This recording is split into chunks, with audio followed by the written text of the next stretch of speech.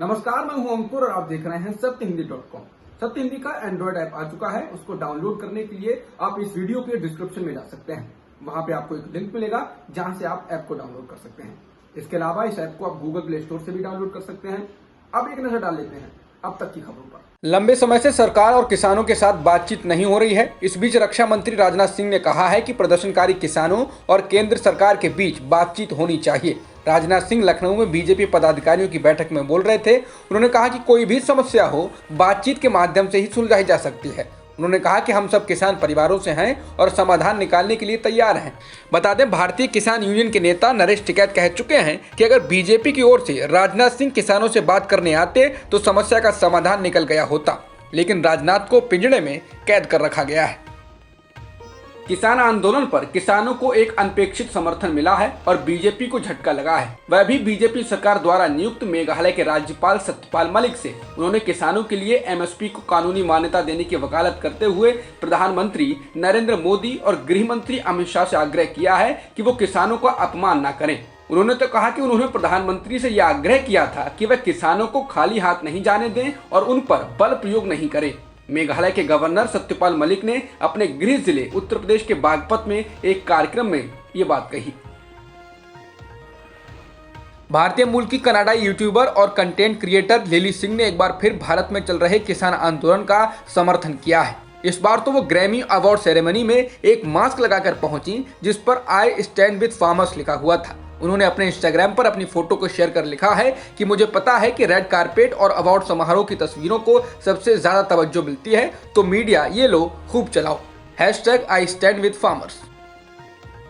चोट लगने के बाद आज ममता बनर्जी ने व्हीलचेयर से अपने चुनावी कैंपेन की शुरुआत की है। आज उन्होंने पुरुलिया में जनसभा को संबोधित किया। वहां मुख्यमंत्री ने अपनी चोट को लेकर कहा कि लोगों का दर्द मेरे दर्द से बड़ा है।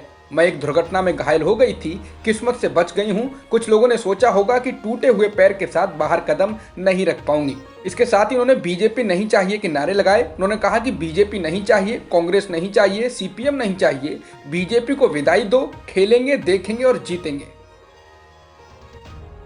केंद्रीय गृह मंत्री अमित शाह की झाड़ग्राम की रैली आज चर्चा का विषय बनी रही। दरअसल अमित शाह को यहां चुनावी रैली को संबोधित करना था, लेकिन वो वहां नहीं पहुंचे और फिर वर्चुअल तरीके से ही रैली को संबोधित किया। बताया गया कि हेलीकॉप्टर में कथित तकनीकी गड़बड़ी की वजह से वो वहां नहीं पहुंच पाए हैं।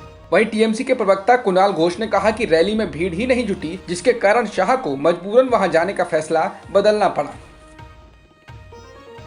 वर्चुअल रैली से जनता को संबोधित करते हुए अमित शाह ने ममता बनर्जी की चोट का जिक्र किया और कहा कि ममता बनर्जी दर्द में हैं, लेकिन उन 130 बीजेपी कार्यकर्ताओं के परिवारों के दर्द का क्या, जिनकी हत्या कर दी गई। इसके साथ ही उन्होंने कहा कि बंगाल में 10 साल में टीएमसी की सरकार ने राज्य को पाताल लोक में पहुंचा दिया है। 3 दिन पहले ही तृणमूल कांग्रेस यानी टीएमसी में शामिल हुए पूर्व केंद्रीय मंत्री यशवंत सिन्हा को पार्टी ने उपाध्यक्ष जैसे बड़े पद से नवाजा है। टीएमसी ने सिन्हा को राष्ट्रीय कार्यकारिणी का सदस्य भी बनाया है। लंबे वक्त तक बीजेपी में उपेक्षित रहने के बाद सिन्हा ने नई राजनीतिक पारी शुरू की है और पश्चिम बंगाल के चुनाव में ममता बनर्जी अगर जीत जाती हैं तो सिन्हा को उनके इस कदम का राजनीतिक नफा भी हो सकता है।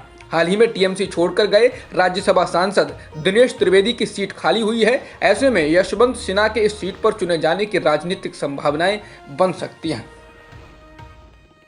उत्तर प्रदेश की 4 बार मुख्यमंत्री रह चुकी मायावती ने सोमवार को ऐलान किया है कि उनकी पार्टी बीएसपी उत्तर प्रदेश का विधानसभा चुनाव अकेले दम पर लड़ेगी।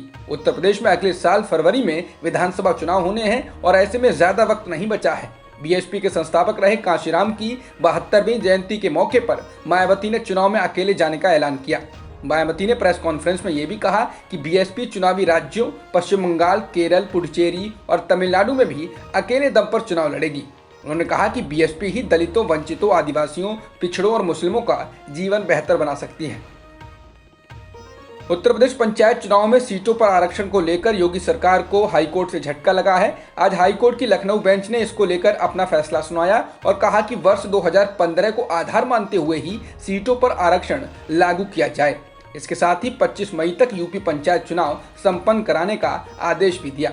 बता दें, योगी सरकार ने पंचायत चुनाव के लिए आरक्षण की सूची जारी कर दी थी, जिस पर कई तरह की आपत्तियां जताई गई।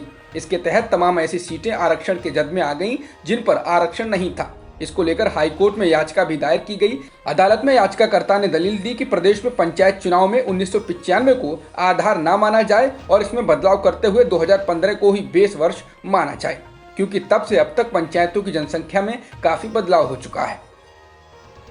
बैंकों की 2 दिन की हड़ताल का असर आज देश भर में आर्थिक सेवाओं पर नजर आया। United forum of bank unions के आह्वान पर सार्वजनिक क्षेत्र के बैंकों की हड़ताल से आज देश भर में बैंकों में चेक क्लियरेंस सहित अन्य बैंक सेवाओं पर असर दिखा। बैंक कर्मचारी संगठन के एक नेता के मुताबिक हड़ताल ने 2 करोड़ से अधिक चेक की क्लियरेंस को प्रभावित किया, जिनका कुल मूल्य 16,500 करोड़ रुपए था। देश के सबसे बड़े बैंक कर्मचारी संगठन United forum of bank unions ने हड़ताल का आह्वान किया है। हड़ताल की सबसे बड़ी वजह सरकार का यह ऐलान है कि वो IDBI बैंक के अलावा 2 और सरकारी बैंकों का निजीकरण करने जा रही है। ब्रिटिश संसद में किसान आंदोलन को लेकर हुई बहस के बाद अब भारत की राज्यसभा में ब्रिटेन में बढ़ रहे नस्लवाद का मुद्दा उठा। यह मुद्दा राज्यसभा में बीजेपी के सांसद अश्विनी वैष्णव ने उठाया। उन्होंने ब्रिटेन में भारतीय स्टूडेंट रश्मि सावंत का मामला उठाते हुए कहा कि उनके साथ अन्याय हुआ है, उन्हें ऑक्सफोर्ड स्टूडेंट यूनियन से इस्तीफा देना पड़ा।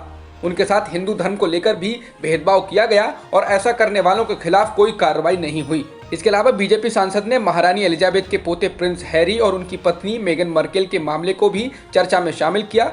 उन्होंने कहा ये कोई नया मामला नहीं है। मेगन मर्केल के इंटरव्यू से भी समझा जा सकता है कि वहां नस्लवाद किस हद तक है। राज्यसभा में बीजेपी सांसद अश्विनी वैष्णव ने भारत के विदेश मंत्री एस जयशंकर से आग्रह किया कि वो रश्मि सावंत के मुद्दे को गंभीरता से लें, जिसके बाद विदेश मंत्री ने कहा कि मैं सदन की भावना को समझता हूं और इसे गंभीरता से लिया जाएगा। ये महात्मा गांधी की धरती है और हम नस्लवाद से अपनी आंखें नहीं फेर सकते हैं, वो भी उस देश में जहां भारतीय बड़ी संख्या में रहते हों। विदेश मंत्री ने कहा कि ब्रिटेन के साथ हमारे अच्छे रिश्ते हैं, अगर कोई मामला सामने आता है तो हम उनके सामने जरूर उठाएंगे। हम नस्लवाद के खिलाफ लड़ाई में हमेशा आगे रहे हैं। बाटला हाउस मुठभेड़ मामले में दिल्ली की साकेत स्थित न्यायालय ने आरिज खान को मौत की सजा सुनाई है। आतंकवादी संगठन इंडियन मुजाहिदीन के सदस्य आरिज खान को दिल्ली पुलिस की विशेष सेल के इंस्पेक्टर मोहन चंद शर्मा की हत्या का दोषी पाया गया है।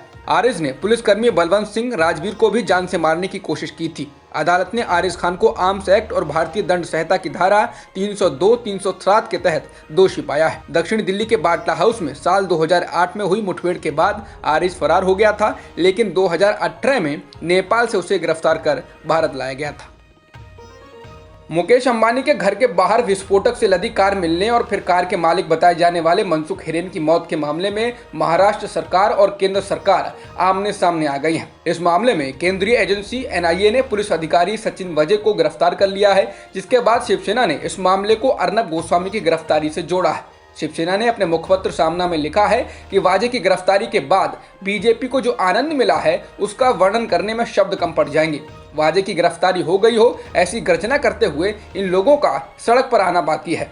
इस खुशी का कारण यह है कि कुछ महीने पहले इसी वाजे ने रायगढ़ पुलिस की मदद से बीजेपी वालों के महंत अर्नब गोस्वामी को अन्वय नाइक आत्महत्या मामले में हथकड़ियां लगाई थी। उस समय ये लोग गोस्वामी का नाम लेकर रो रहे थे और वाजे को श्राप दे रहे थे। रुकिए देख लेंगे, केंद्र में हमारी ही सत्ता है, ऐसा कह रहे थे। वह मौका अब साध लिया गया है।